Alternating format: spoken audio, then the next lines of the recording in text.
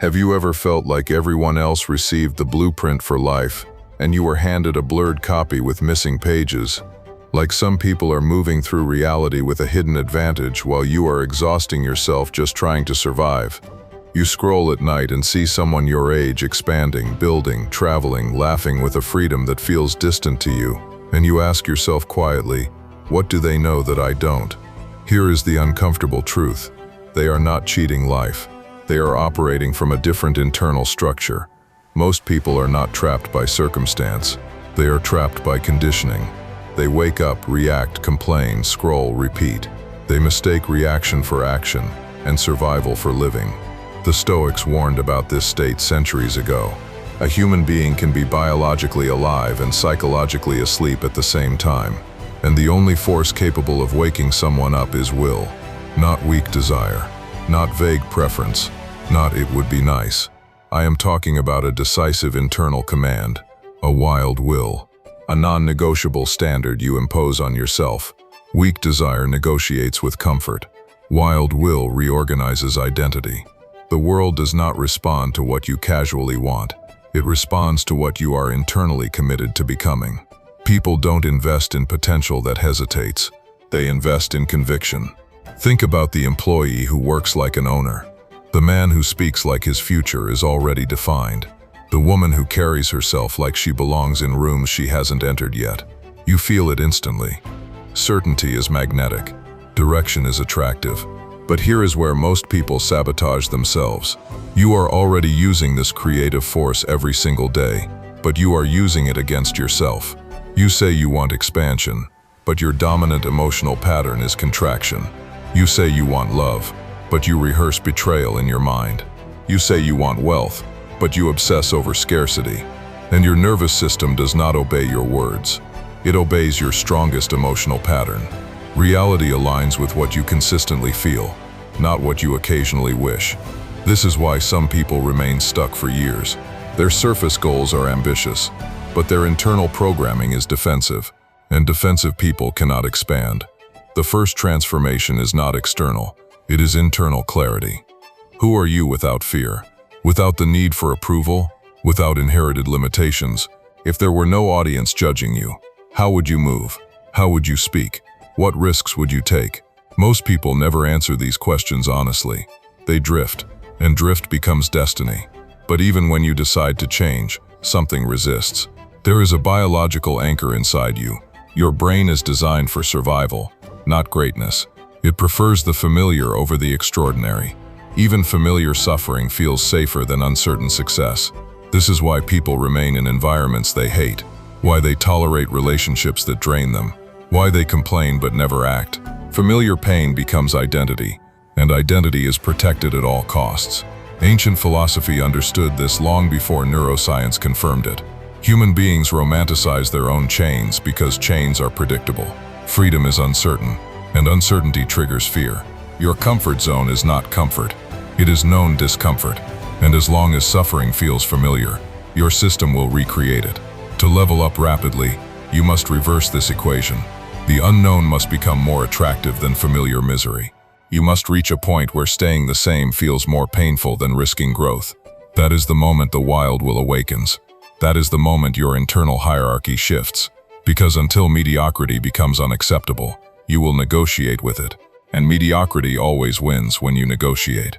In the next phase, we will confront something even more dangerous. Why your mind inflates shadows into giants, and how you shrink yourself psychologically in front of problems that are smaller than your perception makes them. Your problems are not as big as you think, but your perception makes them gigantic. This is what I call psychological dwarfism. The situation may be real. The bill exists. The criticism happened. The rejection hurt.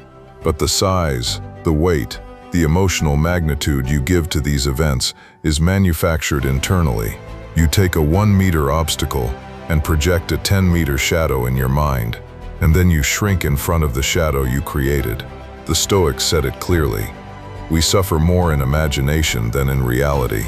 A bill cannot attack you. A no cannot physically wound you. Other people's opinions do not break your bones. Yet you replay scenarios, rehearse catastrophes, build mental movies of disaster.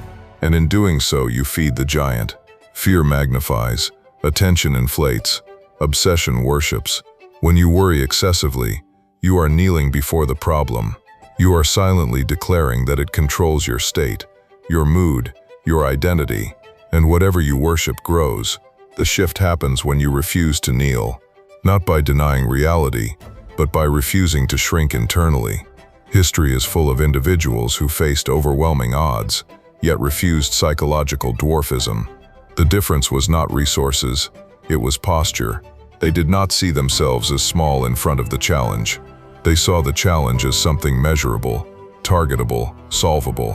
When your internal posture changes, your strategy changes. When your strategy changes, outcomes shift. But there is another layer most people never confront.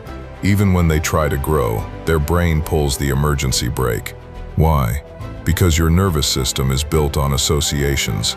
If you subconsciously associate money with stress, judgment, or loss of freedom, your brain treats wealth like danger. If you associate love with betrayal, you will sabotage intimacy. You are not lazy. You are consistent with your internal wiring. Your system is protecting you from what it believes is unsafe. That is why some people say they want success but consistently destroy opportunities. The solution is not more effort. It is rewiring, meaning. Money must become associated with freedom, creation, contribution. Love must become associated with expansion, not loss. Discipline must become associated with power, not restriction. When meaning changes, behavior follows. But even that is not enough if your thoughts and emotions are divided. You do not manifest what you say. You manifest what you are. And what you are is defined by coherence. If your mouth declares confidence but your nervous system vibrates insecurity, insecurity wins. Emotion overrides logic. This is why affirmations fail. Words without emotional alignment create internal friction. It is like pressing the accelerator and the brake at the same time. Noise without movement. The true shift happens when thought and feeling speak the same language. When your rational decision and your emotional baseline align. When you look at difficulty without panic. When you face uncertainty without collapse. This is discipline at the highest level. Emotional discipline. And here is the final layer most people avoid. Narrative. The story you repeat daily is not a description. It is a command. When you constantly say life is hard, I am unlucky, nothing works for me, you are programming your perception to scan for proof. Your brain becomes a servant to your narrative. It filters reality to confirm your identity. Change the story, and perception shifts. Change perception, and action shifts. Change action, and results follow. This is not mystical. It is neurological. But none of this works without action. Massive, deliberate, value-based action. Not frantic movement, directed cause and effect. If you want money, solve problems. If you want respect, embody standards. If you want transformation, behave like the version of you who already decided. Action dissolves fear. Action builds evidence. Evidence builds identity. And identity shapes destiny. You now understand something dangerous. You are not a victim of life. You are a participant in its design.